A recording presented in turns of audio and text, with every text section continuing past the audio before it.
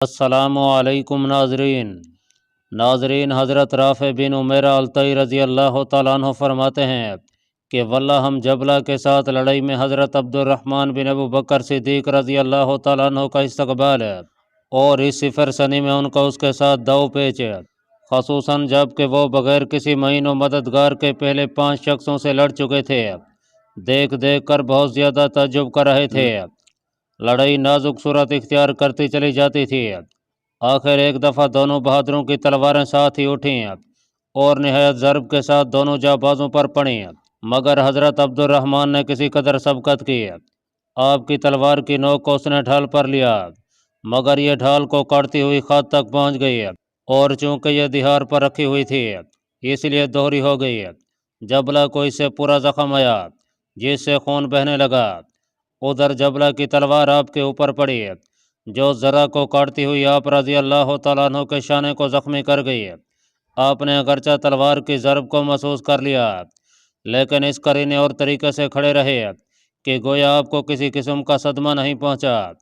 پھر فوراً ہی گھوڑے کو پیچھے پھیر کر اس کی باگیں چھوڑ دیں، حتیٰ کہ آپ حضرت خالد بن ولید رضی اللہ تعالیٰ عنہ اور اپنے تمام ساتھیوں کے پاس پہنچ گئے۔ حضرت خالد بن ولید نے آپ سے دریافت کیا کہ کیا کوئی ضرب پہنچ گئی ہے؟ آپ نے کہا ہاں پہنچ گئی ہے اور کھول کر دکھلائی۔ مسلمانوں نے انہیں گھوڑے سے اتارا اور زخم کو مضبوط باندھ دیا۔ اس کے بعد حضرت خالد بن ولید نے فرمایا، صدیق کے بیٹے مجھے معلوم ہے کہ جبلہ نے تمہیں تلوار کی ضرب کے ساتھ مجروح کر دیا ہے۔ مجھے تمہارے باپ کی بیعت کی اور ان کے صدق کی قسم، جس طرح اس نے تمہیں زخمی کر کے ہمارے دلوں کو صدمہ پہنچایا ہے اسی طرح میں بھی اس کو اس کے بدلے میں رنج پہنچا کر رہوں گا۔ یہ کہہ کر آپ نے اپنے غلام حمام کو زور سے آواز دی اور کہا کہ اس بد دین کو میرے پاس لاؤ۔ حمام کنسرین کے بادشاہ کو آپ کے پاس لایا۔ آپ نے فوراً تلوار سے اس کی گردن اڑا دی۔ رومیوں نے جب اپنے سردار کا اس طرح کٹتا ہوا سر دیکھا تو انہیں بے حد قلق ہوا۔ جبلہ بن اہم غصہ میں بھر گیا اور مسلمانوں سے مخاطب ہو کر کہنے لگا، تم نے بدعہدی اور بے وفائی کی، اس لیے قتل کے مستحق ہو گئے ہو۔ یہ کہہ کر اس نے نصرانی عربوں اور رومیوں کو لڑائی پر ابھارا اور کہنے لگا کہ ان میں سے کسی کو زندہ نہ چھوڑو۔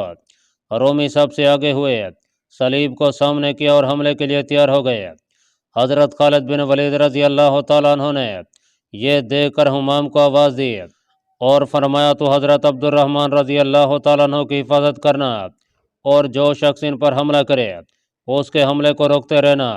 اس کے بعد آپ اپنے ساتھیوں کی طرف مخاطب ہوئے اور کہا کہ تم میں سے کوئی شخص تنہا نکل کر حملہ آور نہ ہو بلکہ تمام آدمی میرے گرد جمع رہو۔ میں کسی قسم کی جلدی نہیں کرتا۔ مدد و نصرت باری تعالیٰ کی طرف سے ہے۔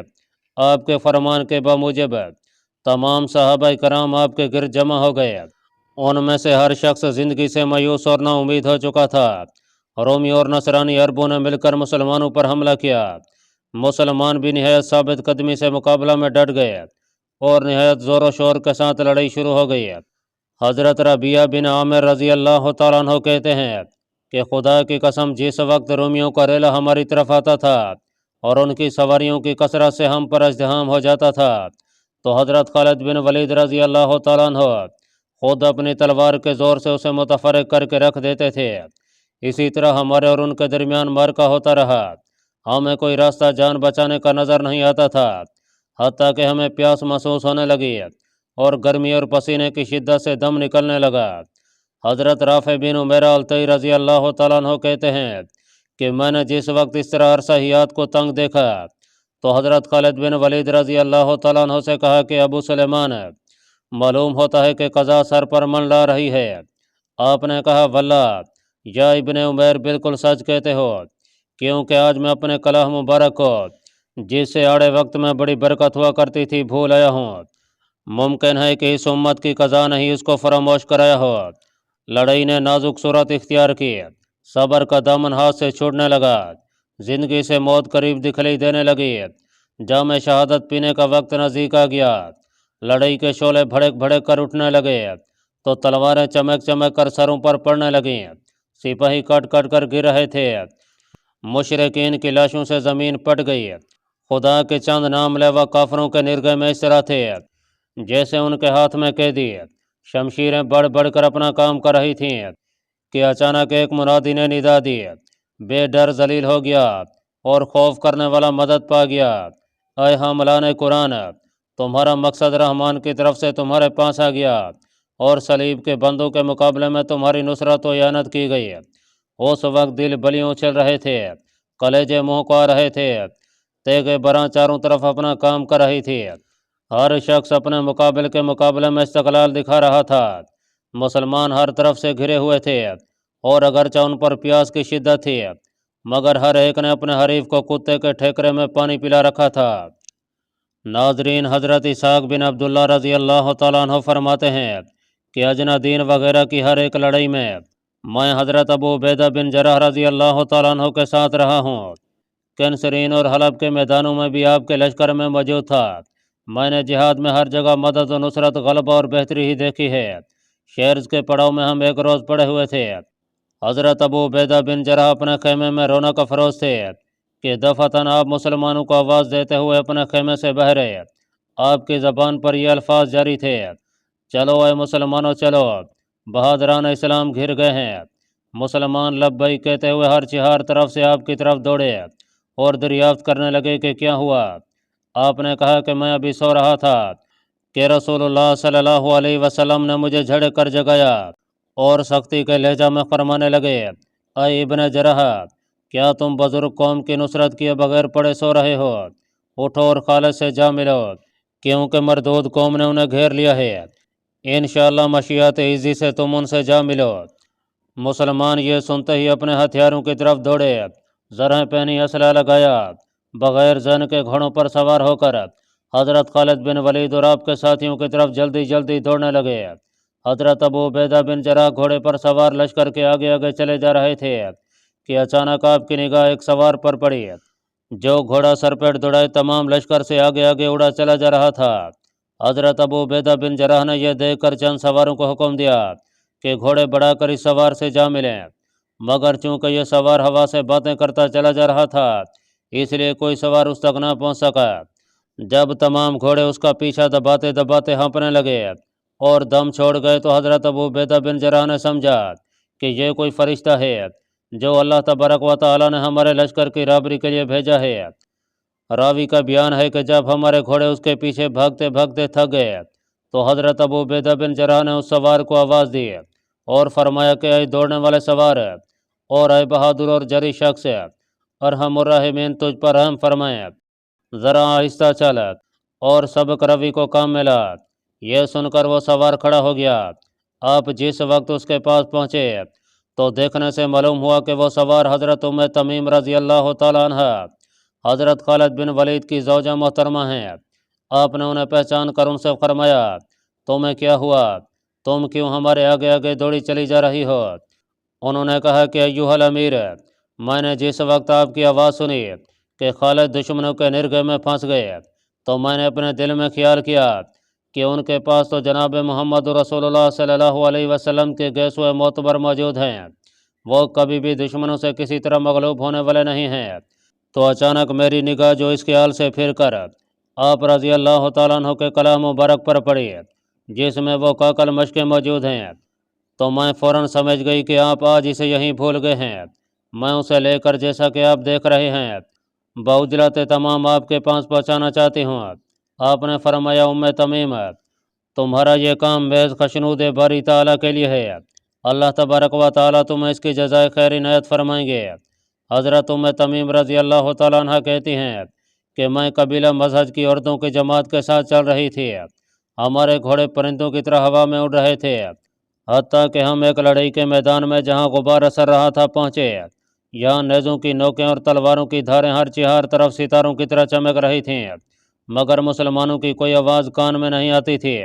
ہم نے اسے برا سمجھا اور کہا کہ دشمن مسلمانوں پر غالب آ چکے ہیں۔ اس وقت حضرت ابو عبیدہ بن جراح رضی اللہ تعالیٰ عنہ امیر لشکر نے تکبیر کے نعروں کے ساتھ حملہ کر دیا، انہی کے ساتھ تمام مسلمان بھی حملہ آور ہو گئے۔ حضرت رافع بن عمیرہ الطئی کہتے ہیں کہ ہم اپنی زندگی سے بالکل مایوس ہو چکے تھے کہ ہم نے اچانک تکبیر اور تحلیل کی آوازیں سنی اور سمجھ لیا کہ باری تعالیٰ نے ہمارے لیے کمک بھیج دی ہے ابھی تھوڑی ہی دیر گزری تھی کہ مسلمانوں نے چاروں طرف سے مشرکوں کو گھیر گھیر کر مارنا شروع کر دیا۔ تلواریں بڑھ بڑھ کر کافروں کے سر توڑنے لگیں، آوازیں بلند ہوئیں اور ایک شور بپا ہو گیا۔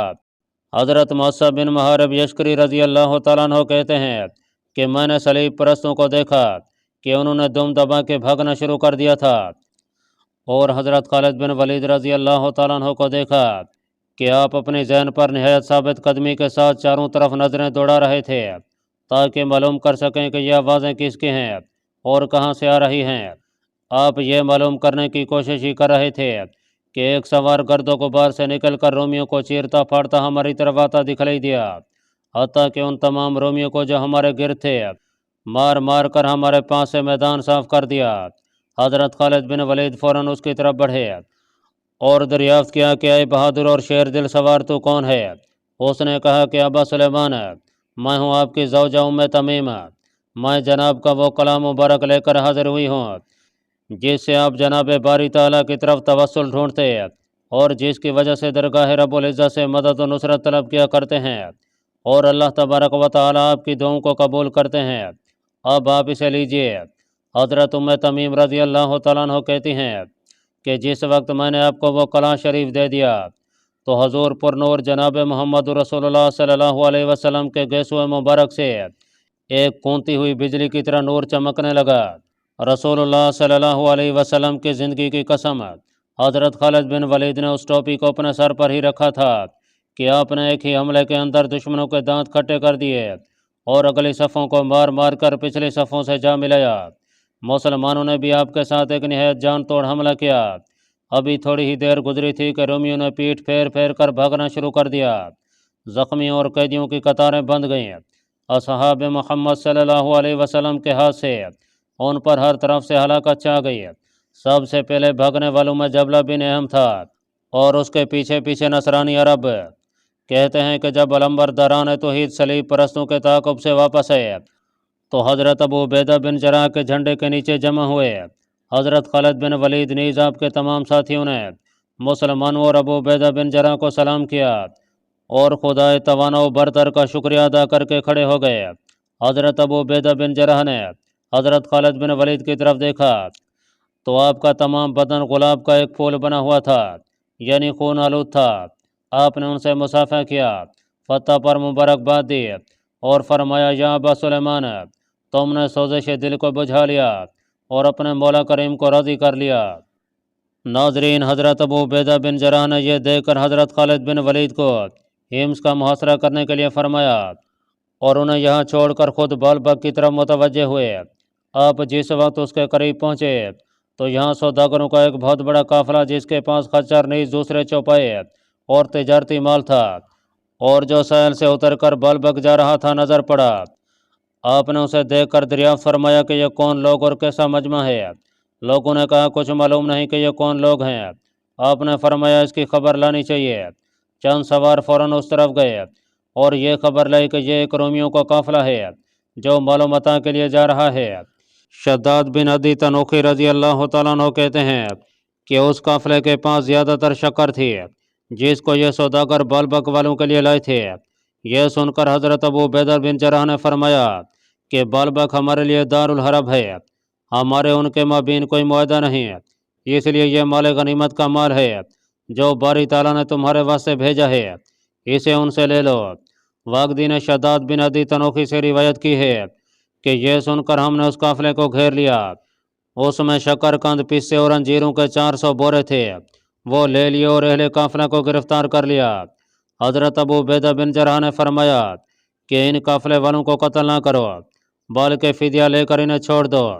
چنانچہ ہم نے سونا چاندی کپڑے اور جانور فدیہ میں لے لیے۔ شکر میں ہم نے گھی اور روغن زیتون ملا کر عصیدہ اور فلودہ تیار کیا۔ وہیں مسلمانوں نے آپس میں بطور تفریح کے نیزہ بازی کی اور رات بھر قافلہ کے گرد جمع رہے۔ صبح ہوئی تو حضرت ابو عبیدہ بن جراح نے بالبک کی طرف کوچ کرنے کا حکم دیا۔ قافلے کے کچھ آدمی چونکہ بھاگ گئے تھے، انہوں نے اہل بالبک کو قافلے کے تمام حالات سے مطلع کر دیا۔ یہاں ہر 20 نے، جو ایک نہایت شجاع اور بہادر جنرل تھا، مسلمانوں کے لشکر کی خبر سن کر تمام آدمیوں کو جمع کر کے مسلح ہونے کا حکم دیا اور اپنی فوج کو ساتھ لے کر قافلے کے چھڑانے کے ارادے سے مسلمانوں کی طرف چل پڑا۔ اسے یہ خبر نہیں تھی کہ حضرت ابو عبیدہ بن جراح اپنا لشکر لیے ہوئے یہیں آ رہے ہیں۔ ٹھیک دوپہر کے وقت راستہ میں دونوں کا مقابلہ ہو گیا اور دونوں جماعتوں کے آدمیوں میں سے ایک نے دوسرے کو دیکھا۔ حربیز کے ساتھ علاوہ ان دیہاتی اور بازاری لوگوں کے جنہوں نے اس کا ساتھ دیا تھا 7,000 باقاعدہ فوج بھی تھی۔ حضرت ابو عبیدہ بن جراح رضی اللہ تعالیٰ عنہ کے ہراول نے جس وقت اسے دیکھا تو بلند آواز سے کہنا شروع کیا، دشمن کی طرف چلو، دشمن کی طرف چلو۔ اسی وقت سواران اسلام اس کی طرف دوڑے۔ بہادروں نے اقدام کیا، نیزے سنبھالے، تلواریں سونتیں اور اس طرف متوجہ ہو گئے۔ حربیس نے بھی اپنے فوجی قاعدہ کے مطابق صفیں مرتب کی اور اپنے لشکر کو راستہ کر کے کھڑا کر دیا، مگر اس کی فوج کے بعض افسروں نے اسے دریافت کیا کہ ان عربوں کے ساتھ تمہارا کیا ارادہ ہے؟ اس نے کہا کہ میں ان کے ساتھ لڑوں گا تاکہ انہیں ہماری طرف آنکھ اٹھانے کی جرأت ہے اور ہمارے ملکوں کی طرف آنے کی ہمت نہ ہو اور وہ کسی وقت ادھر کا رخ نہ کریں۔ انہوں نے کہا کہ اب تک نہ دمشق والے ان کا کچھ کر سکے، نہ اجنا دین کی فوجیں کچھ بگاڑ سکیں اور نہ فلسطین کے لشکر ان کی تاب لا سکے۔ بہتر یہی ہے کہ تو ان سے خواہ لڑائی مول نہ لے۔ کل جو ولی کنسرین حاکم عمودیہ اور نصرانی عربوں کے ساتھ معاملہ پیش آیا ہے اور ان پر جو گزری ہے اس سے یہ اہل بلبک بے خبر نہیں ہے۔ مناسب یہی ہے کہ اس تکبر اور غرور کو علیحدہ رکھے، اپنی اور اپنے ساتھیوں کی جان بچا کر واپس شہر میں چلا جا اور اپنی اس پہلوانی کے گھمنڈ میں مت آ۔ حربیس نے کہا میں ایسا کبھی نہیں کر سکتا کہ ان غریبوں اور فقیروں کے ڈر سے بھاگ جاؤں۔ نیز مجھے خبر ملی ہے کہ ان کی اکثر جمعیت ان کے سابق سردار خالد بن ولید رضی اللہ تعالیٰ عنہ کے ساتھ ہمس میں پڑی ہوئی ہے۔ یہ تو بہت تھوڑے سے آدمی ہیں جنہیں حضرت مسیح علیہ السلام نے ہمارے لیے مال غنیمت کر کے بھیجا ہے۔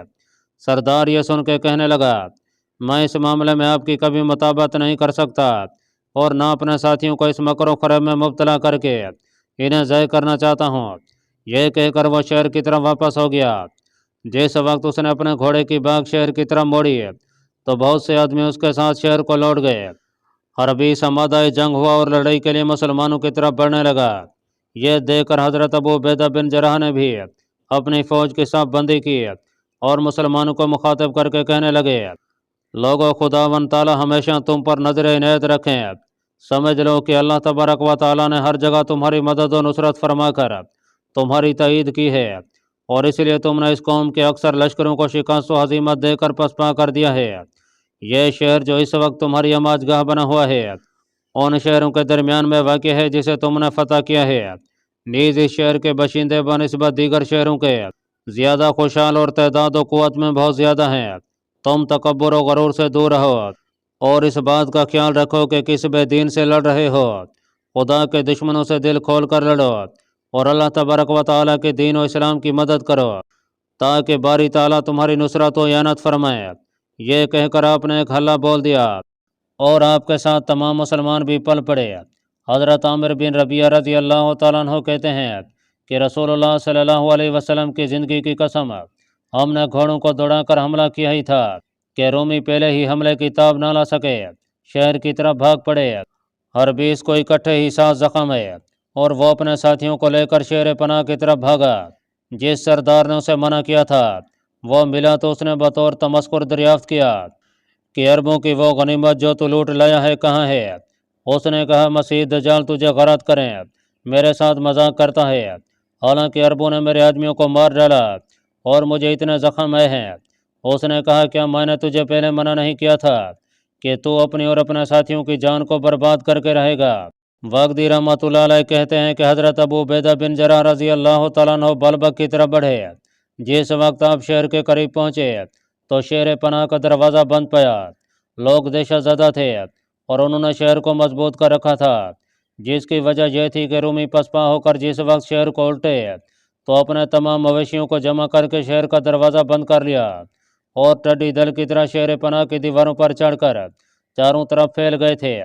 حضرت ابو عبیدہ بن جراح نے شہر کی یہ مضبوطی، دیواروں کی بلندی، شہر پناہ کی بندش آدمیوں کی کثرت اور سردی کی شدت جو اس شہر میں ہمیشہ گرمی سردی کی فصلوں میں سردی ہی سردی رہا کرتی تھی، دیکھ کر صاحب اور صاحب الرائے صحابہ رضوان اللہ تعالی علیہم اجمعین کو جمع کر کے مشورہ لیا کہ مجھے ایسی صورت میں کیا کرنا چاہیے तमाम ने यही राय दी कि शहर को मुहासरा में लेकर उन्हें रसद वगैरह से रोक दिया जाए। इस सूरत में ये खुद तंगी में पड़ जाएंगे। मगर हज़रत मुआज़ बिन जबल रज़ी अल्लाह तआला अन्हु की राय इस तजवीज़ के खिलाफ हुई। आपने कहा कि मुझे यह मालूम है कि इस शहर में इस कदर आदमी हैं कि तल धरने को जगह नहीं है, और मुझे यह भी खबर है कि शहर की आबादी इतने अज़्दिहाम की मुतहम्मिल नहीं हो सकती है। मगर बावजूद उनकी इस कदर तादाद के मुझे उम्मीद है कि अगर जंग हुई तो जनाब बारी ताला हमें उन पर मदद देंगे और इस शहर को मुसलमानों के हाथ से फतह करा देंगे, क्योंकि अल्लाह तबारक व तआला हमेशा अपने नेक बंदों और साले शख्सों को अपनी ज़मीन का वारिस बनाया करते हैं। कुरान शरीफ में अल्लाह तबारक व तआला फरमाते हैं, जिसका तर्जमा है हमने ज़बूर में ज़िक्र के बाद लिख दिया है कि ज़मीन के वारिस मेरे साले बंदे होंगे। हज़रत अबू उबैदा बिन जराह ने कहा, इब्न जबल, तुम्हें किस तरह मालूम हुआ कि शहर वाले तंगी और ज़ैक में हैं और वहाँ उनकी तादाद इतनी है कि वो उसमें समा नहीं सकते? हज़रत मुआज़ बिन जबल ने जवाब दिया कि ऐ अमीरुल मोमिनीन, किसी तरह नहीं समा सकते। सबसे पहले मुसलमानों की फ़ौज में से जिस शख्स ने घोड़ा दौड़ाकर रोमियों का मुकाबला किया वो मैं हूँ। मैं जिस वक्त शहर की चार दीवारी और सफ़ेद कला के पास पहुँचा तो मैंने चाहा कि मैं उनकी अगली सफ़ों में जा मिलूँ ताकि इस कौम और इनके शहर के माबीन हैल हो जाऊँ, मगर अफसोस मेरे पास कोई मुसलमान ना पहुँच सका। उस वक्त मैंने देखा कि रोमी पानी की रूह की तरह शहर के हर दरवाजे से घुसे चले जा रहे हैं, हत्ता कि शहर वालों ने इस जिहाद के लोगों से खचाखच भर गया। इसके अलावा उनके जानवर और मवेशी उन पर मस्तजाद हैं। आपने फरमाया, या मुआज़, वाकई तुमने सच कहा और खूब मशवरा दिया। वल्लाह मैं तुम्हारी राय को पसंद करता हूँ और बारी ताला से मदद और नुसरत तलब करके तौफीक की दरख्वास्त करता हूँ। मुसलमानों ने एक दूसरे की हिफाजत और निगहबानी करते हुए ये रात पूरी की। सुबह हुई तो हज़रत उबैदा बिन जराह रज़ी अल्लाह तआला अन्हु ने बशिंदगान मुल्क के नाम हस्बे झैल ख़त लिखा। अल्लाह सुब्हानहू व तआला ही के लिए हम्द है और उन्हीं का एहसान है कि उन्होंने मोमिन बंदों को काफरों के लश्कर पर गलबा देकर उनके लिए शहरों को फतह कर दिया और गुमराहों और फसादियों को जलील करके भगा दिया। हमारा ये ख़त दरअसल एक माजरतनामा है जो इसलिए रवाना किया जाता है कि हम तुम्हारे छोटों और बड़ों को पहले से ही इतला दे दें, क्योंकि हम एक ऐसी कौम हैं कि हमारे दीन में जुल्म और बेवफाई नहीं बतलाई गई और न हम उन लोगों में से हैं कि कदर और बेवफाई करके तुम्हारे साथ खामखा नहीं लड़ना चाहते। तब वक्त यह कि तुम्हारा इंदिया अच्छी तरह मालूम कर लें। लिहाजा अगर तुम अहले शहर की तरफ सुलह और अमान में दाखिल होना चाहते हो तो हम तुमसे मसलियत कर लेंगे, और अगर हमारी जिम्मेदारी में आना चाहते हो तो हम तुम्हें अपनी जिम्मेदारी में ले लेंगे, और अगर इन बातों से इनकार है तो फिर हमारा तुम्हारा फैसला हर्ब व क़िताल के सिवा कुछ नहीं है। इसके बाद आपने आयत कुरान लिखी, उसे मलफूफ करके आपने एक मुआहदी के सपुर्द किया और फरमाया कि बशिंदगान बालबक से इसका जवाब लेकर इसके मुआवजा में बैतुल माल से 20 दरहम अता किए जाएंगे, क्योंकि मैं किसी से बगैर बख्शे दिए कोई काम नहीं लेता। यह मुआहदी उस खात को लेकर शेर पनाह के पास आया और उनकी ज़बान में उन्हें मुखातब करके कहने लगा कि मैं उन अरबों का कासिद हूँ जो तुम्हारी तरफ भेजा गया हूँ। उन्होंने उधर से एक रस्सी लुढ़का दी और उसने उसको जिस वक्त अपनी कमर से बांध लिया तो उसे ऊपर खींच लिया गया। रोमी उसे हरबीस के पास ले गए। उसने उसे सलाम करके वो ख़त पेश किया। हरबीस ने अपनी फ़ौज के तमाम सरदारों और फ़न हर्ब के माहिरों को जमा करके सुनाना शुरू किया। अल्लाह पाक कमी बेशी माफ़ फरमाए। अल्लाह आपका हामी नासिर हो, आमीन।